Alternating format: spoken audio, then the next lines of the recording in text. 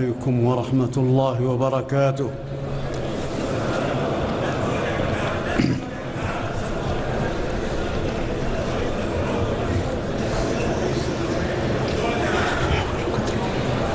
الحمد لله الملك القدوس السلام تمام جہان کا مالک ہے على المسلمين حج بيته الحرام جس نے اپنے بندوں پر فریضہ حج کو فرض کیا اور اس کو اسلام کا بنیادی رکن قرار دیا، اور میں گواہی دیتا ہوں اللہ تعالیٰ کی جو واحد الاحد ہے، اور میں گواہی دیتا ہوں کہ ہمارے آقا اور نبی حضرت محمد مصطفیٰ صلی اللہ علیہ وسلم جو ہیں وہ اللہ کے بندوں میں سب سے بہترین ہیں۔ اللہ تعالیٰ ان پر اپنا صلاۃ و سلام بھیجے اور ان کے آل پر اور ان کا اتباع کرنے والوں پر۔ اے لوگوں، میں آپ کو وصیت کروں گا اور نصیحت کروں گا کہ آپ اللہ تعالیٰ کی تقوی اختیار کریں، کیونکہ اسی میں آپ کی دنیا اور آخرت کی بھلائی اور کامیابی ہے۔ اللہ تعالیٰ سورہ حج میں فرماتا ہے، اے لوگوں اپنے رب سے ڈرتے رہو اور اس کی تقوی اختیار کرو، کیونکہ قیامت کا جو منظر ہے وہ بہت خوفناک ہے اور بہت عظیم چیز ہے۔ جس دن ہر شخص جو ہے وہ بھول جائے گا، ماں جو ہے وہ اپنے بچوں کو بھول جائے گی، اور ہر حمل ٹھہر جائے گا، اور لوگ اس کیفیت میں ہوں گے جیسے وہ کسی نشے کی کیفیت میں ہیں، لیکن ایسا نہیں ہے، بلکہ اللہ تعالیٰ کا عذاب بہت خوفناک ہے۔ اور تقوی کا تقاضا یہ بھی ہے کہ ہم قیامت کے دن کی تیاری کریں اور نیکیوں پہ عمل درآمد کریں اور گناہوں سے بچاؤ اختیار کریں۔ اللہ تعالیٰ نے برملا قرآن میں اعلان کیا ہے کہ اللہ تعالیٰ ہی حق ہے، اور وہی مردوں کو زندہ کرتا ہے، اور وہ ہر چیز پر قادر ہے، اور قیامت کے دن نے بہرحال آنا ہے، اور اللہ تعالیٰ نے قبروں میں سے بندوں کو دوبارہ مبعوث فرمانا ہے۔ اور آخرت کی تیاری کے لیے سب سے اہم عمل یہ ہے کہ آپ توحید اختیار کریں اور اللہ تعالیٰ کی عبادت اختیار کریں، اور اس کے ساتھ کسی کو شریک نہ ٹھہرائیں اور کسی اور سے مدد یا دعا نہ مانگیں۔ اور آپ کیسے کسی ایسے شخص کی یا ایسی ہستی کی دعا کر سکتے ہیں جو آپ کو نہ نقصان پہنچا سکتی ہے نہ آپ کو فائدہ پہنچا سکتی ہے۔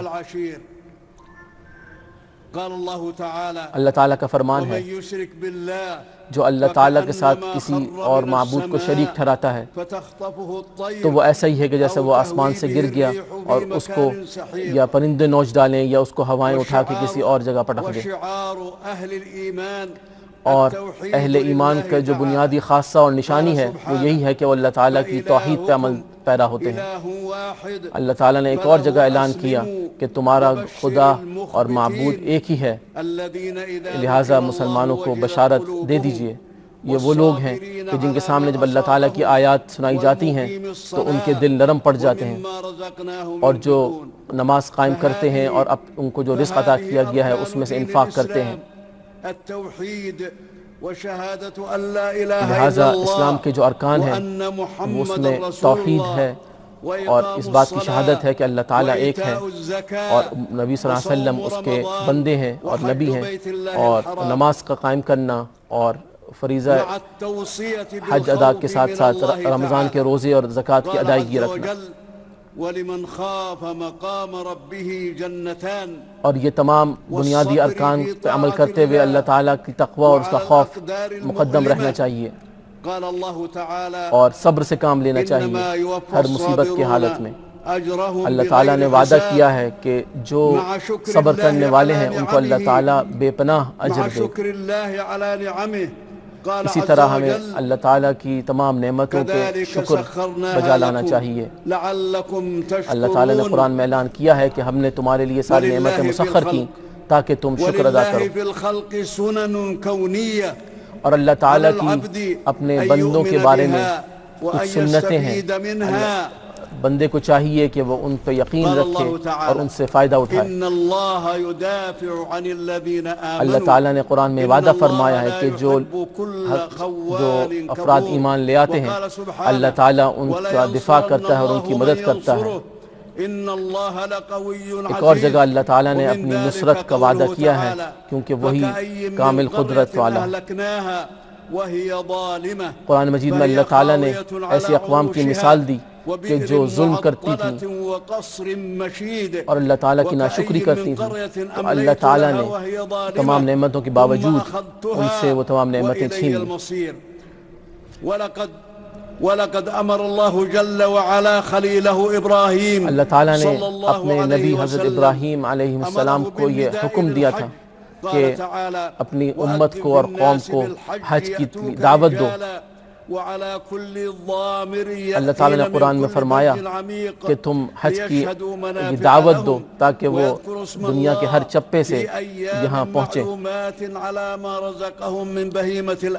اور ان کو بیان کرو کہ اللہ تعالیٰ کی جو نعمتیں ان پہ نازل کی گئی ہیں، تاکہ وہ اس بات کی گواہی دیں جو اللہ تعالیٰ نے ان پہ فائدے نازل کیے ہیں اور اللہ تعالیٰ کا ذکر کرتے رہیں۔ ہم یہ گواہی دیتے ہیں کہ حجاج کرام دنیا کے ہر چپے سے یہاں حاضر ہو گئے ہیں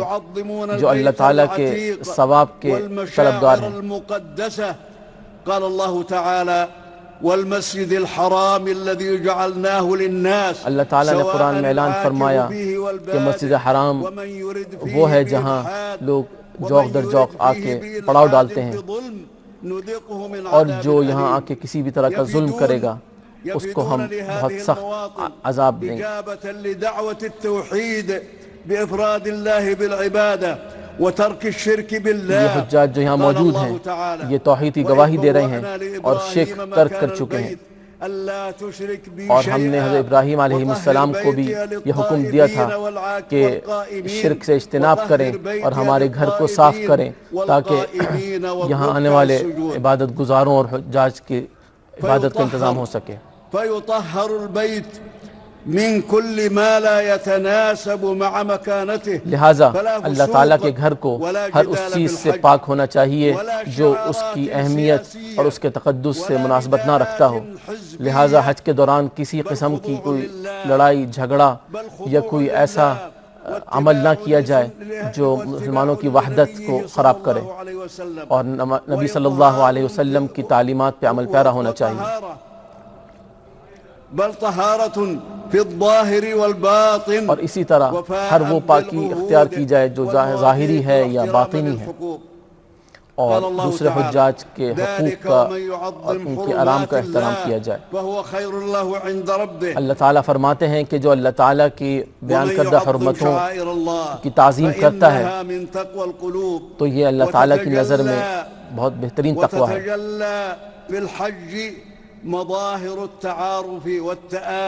اور اسی طرح حج کے دوران مسلمانوں کے درمیان بھائی چارہ، محبت، باہمی محبت کے مظہر ہمیں دیکھنے کو ملتا ہے، صرف نظر اس کے کہ وہ مختلف زبانیں بولتے ہیں، مختلف رنگ و نسل کے ہیں،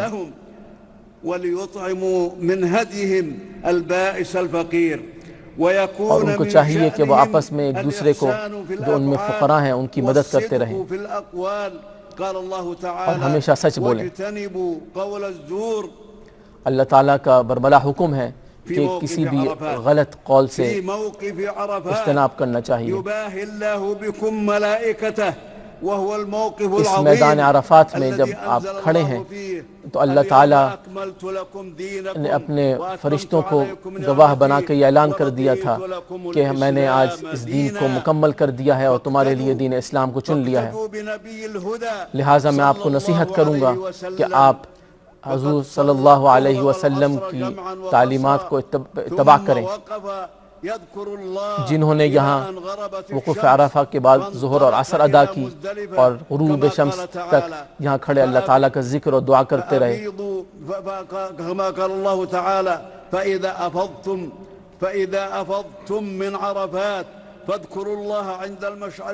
اللہ تعالیٰ نے قرآن میں آپ کو حکم دیا ہے کہ عرفات سے فارغ ہونے کے بعد آپ مزدلفہ تشریف لے جائیں گے اور وہاں اللہ تعالیٰ کا ذکر اور دعا میں مشغول رہیں گے، اور عید کے دن آپ منی تشریف لے جائیں گے۔ إن الله غفور رحيم. اور وہاں جا کے آپ اللہ تعالیٰ سے مغفرت کریں گے اور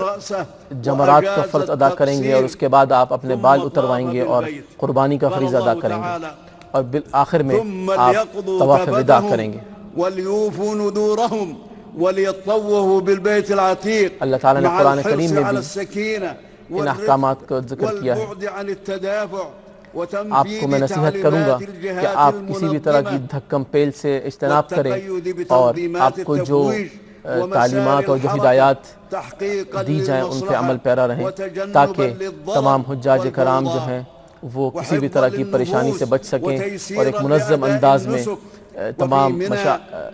فرائض حج اور واجبات ادا کر سکیں۔ قال اللہ تعالی فَإِذَا قَضَيْتُم مَّنَاسِكَكُمْ اللہ تعالیٰ نے قرآن میں فرمایا ہے کہ جب حج کے تمام مناسک ادا کر چکو تو اللہ تعالیٰ کی ذکر اور یاد میں مصروف رہو،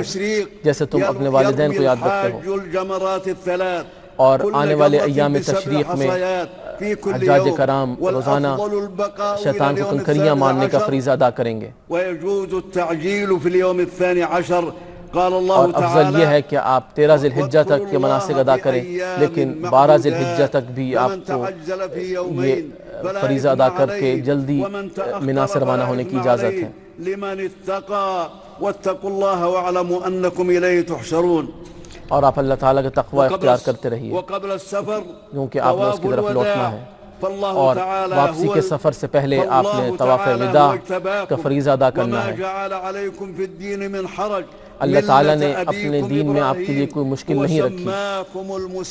اور اللہ تعالیٰ نے یہ دین جو ہے وہ حضرت ابراہیم علیہ السلام کی سنت پہ رکھا ہے، اور آپ کو اور آپ سے پہلے والی آنے والی اقوام کو بھی مسلمان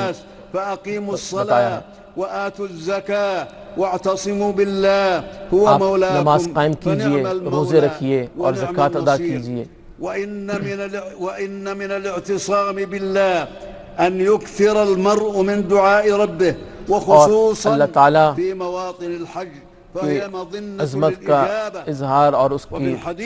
یہ ہے کہ آپ کثرت سے دعا کیجئے اور اللہ تعالیٰ سے اپنی تمام حاجات کو مانگیے،